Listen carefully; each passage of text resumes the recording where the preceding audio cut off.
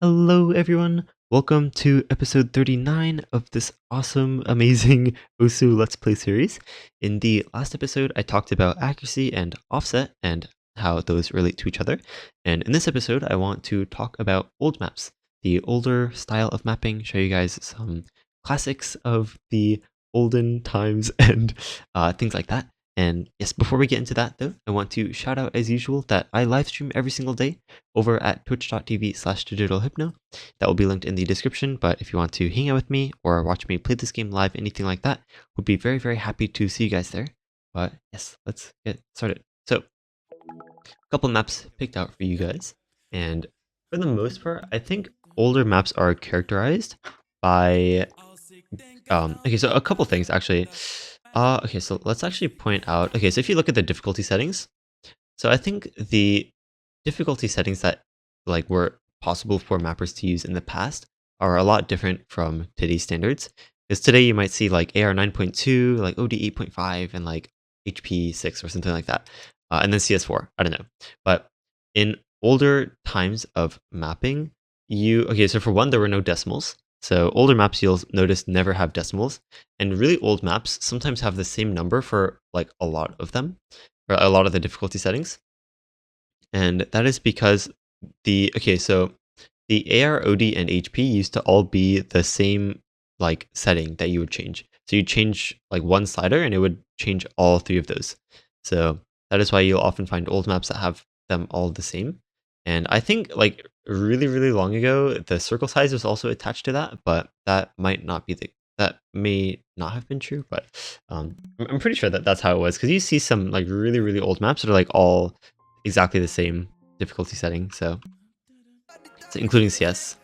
But oh yeah, okay, this is definitely old style mapping.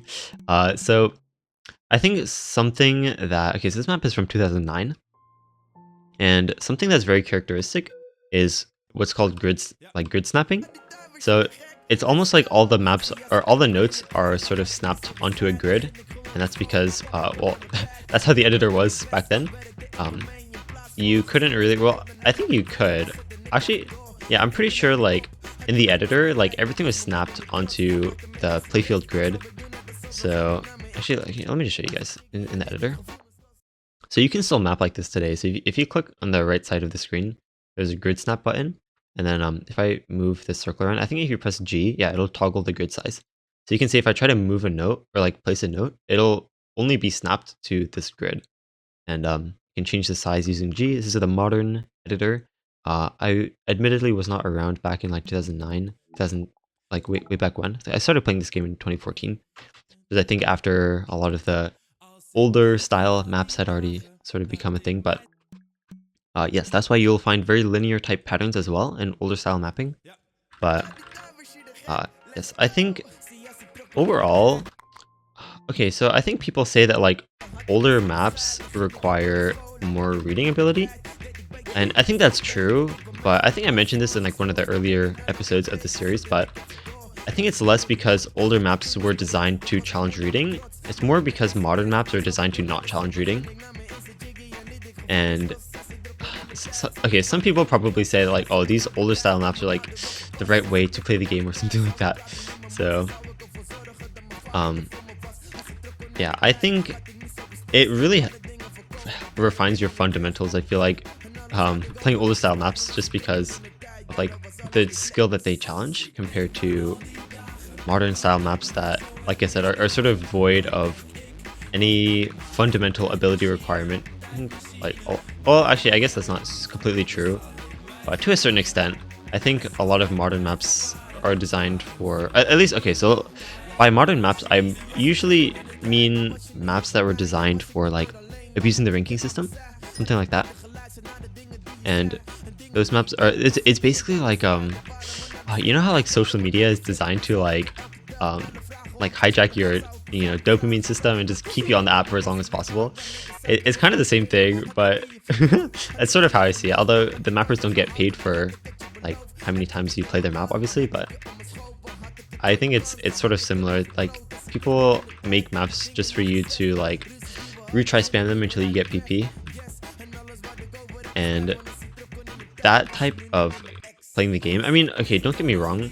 Like, you can play this game however you want, right? But I think, let's see, I think, how do I word this? Some people are like, oh, is Osu really a rhythm game? Like, whatever, blah, blah, blah. Like, people are like, it's not a rhythm game, it's an aim game. I think to that, so my personal take on it is that it's an aim-based rhythm game, is how I see it. So, I think with part of the difficulty coming from the aiming aspect, then obviously the rhythm part does sort of get simplified compared to other games. Because you're using one hand just to aim, right? So, part of the sort of rhythm complexity, like tapping multiple objects at a time. Actually, there are some maps like that, but effectively you only really have 2 buttons to work with, whereas other rhythm games you have like 7 or like even more sometimes to like sort of play along to different parts of the song. But yes. And speaking of maps that you can use multiple buttons, those are called 2B maps, and I will have a separate episode on this. So look forward to that. Subscribe if you're not already subscribed. But yes, I think older maps, okay, so I think another thing with older maps is that it's very, I don't know, it was a much more like, I almost want to say like innocent time of Osu history. People just kind of made stuff for fun. Like there's this map from 2009. It's got ranked the same day it was submitted. That is incredible. Yeah, it doesn't happen anymore. This map is insane. Like look at this background. Okay, actually let me turn on the map skin. What is this skin? Is there hit sounds actually? I don't know. Also like older mapping, like you need it, like if you ever watch like really old videos of like Osu gameplay, you'll see that they have the background on, because like you used to, okay, so it used to be the case that like, oh my god, the skin, the cursor trail. This song's from Maple Leaf, or Maple Story, so it's like maple leaves all over in the map skin. Yeah, people don't do this anymore. Map skins like this. Look at this, the follow points even. Okay, let me try again. But oh, I don't remember what I was saying. Oh no. I think I guess just like people don't really do stuff like this anymore. Oh yeah, okay, so I guess like mapping was, I guess, a lot more innocent way back when. Like people just kind of made stuff for fun. It wasn't like, oh, I don't know, like is my map high quality? I mean, obviously people cared about map quality, but it was more like, hey, I like this song and I'm gonna put some circles to it.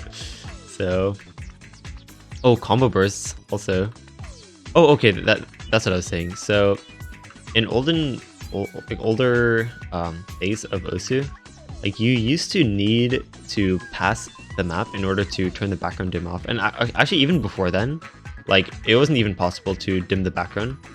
And what people would do is they would go to the map file and they would replace the background with like a black, like PNG or something like that.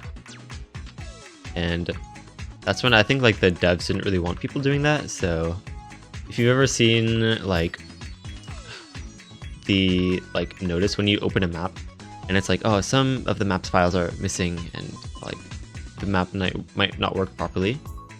Actually that message used to say like, deleting like song files makes Osu angry or something like that, because I think like in really old times they didn't want people replacing the background. And then I think they changed the system to like, if you pass the map, then you get access to dimming the background, something like that. And then nowadays, obviously, you can just change it in the settings. But yes, I think game was for fun. I think the competitive scene was a lot smaller at the time. And I guess like, I don't know, when people don't really know what they're doing, it makes things a lot more innocent and fun. I don't know, people just like do things to mess around. And then nowadays there's this whole competitive scene, so to speak, of Osu, with the World Cup and other major tournaments, and who even knows what the future has in store. Personally, I think Osu would work very well as a competitive game, given the right environment, but this map you can see is very, very linear in nature and very like rhythm focused. I feel like you're just kind of jamming out to the song, tapping some circles. That's pretty much all there is to it. Another thing about older maps also is they sort of have made up rhythms sometimes. I think this is a good example of it. So the intro here, okay, let me actually just show you guys instead of trying to play it and show it at the same time. So, okay, so listen to this part of the song. Okay, let's just listen to this part of the song. Wait, where is it?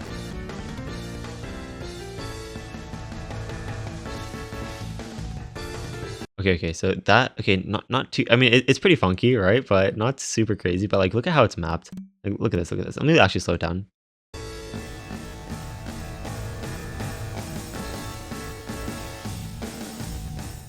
Crazy. And okay, actually this yellow combo as well is like really not to the song. It's like very made up rhythm. Watch this.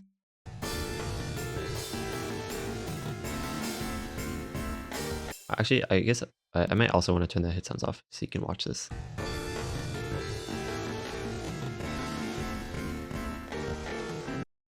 So yeah, I think this is a pretty good example of sort of made up rhythm, complementary rhythm, as opposed to just mapping to the song. I think that's something that older maps had a lot.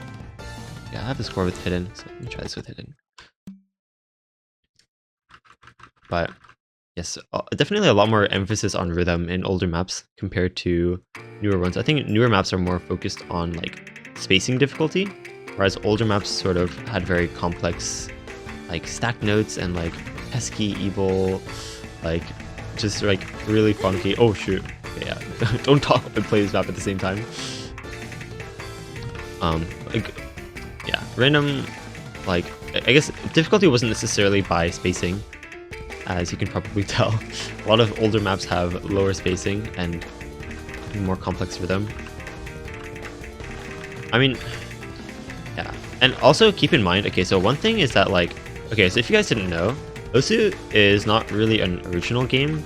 It's designed, or it's basically a computer version of some really old DS game for the Nintendo DS, which was basically the same concept, but it was like very limited in song choice. And then there was this one guy from Australia who was like, I want to make my own songs in this. So he like, I think it was on the wiki once where it said like Pepe, so who's the developer of the game, he wrote the first like working like alpha build of Osu in like one all-nighter, something like that. I'm pretty sure that's what it was.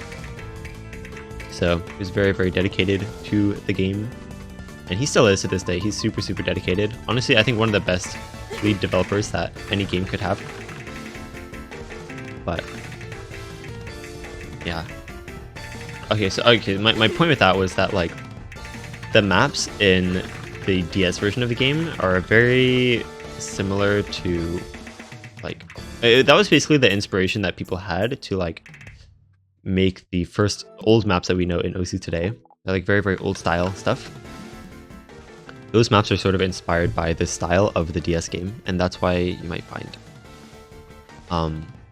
yeah, you might find like the grid snap type mapping and more emphasis on like reading the approach circles sometimes and just following the song's rhythm rather than big spacing. Oh my god, what is it, Goodbye Moon Man? Yep. Okay, this map is so good, by the way. I think this is gonna be the last map that I play. It's a banger. Yeah, honestly, I think people cared a lot more about just like playing songs that they like. And I want to say it wasn't really until like 2010 maybe that people really started making like crazy challenge maps, like nobody can play this map type thing. I mean that was still like a thing back then, but people have improved so much, obviously, that those maps are kind of child's play. But yeah, I think perception of difficulty also obviously is a big thing. That like as the player base improves, like the things that mappers make with the intention of like nobody being able to play them. Like, did you guys know, so the map Airman was designed to be like so hard, like nobody would ever get a full combo. The original 7-star one by Blue Dragon. Yeah. And now we have like a trillion SS's, and I think there's even a flashlight full combo by Nero. It's crazy. I think like, okay, so like rhythm choices like this in this section of this map, I think are a lot more common in like older style mapping. But yeah, I think I just mostly wanted to talk about old maps for a little bit, and show you guys some bangers, some classic bangers. Yeah, as usual, the maps that I played today will be linked in the description. But yeah, and this map, by the way, is from 2008, so very old style, old map. Yes, that's gonna do it for today's episode, little episode, but hopefully you guys learned something. If you have suggestions for future videos, please leave them in the comments. I do read all of them, so yes, and if you're watching in the future, definitely check out my channel, watch my future videos. But yes, with that, see you guys next time.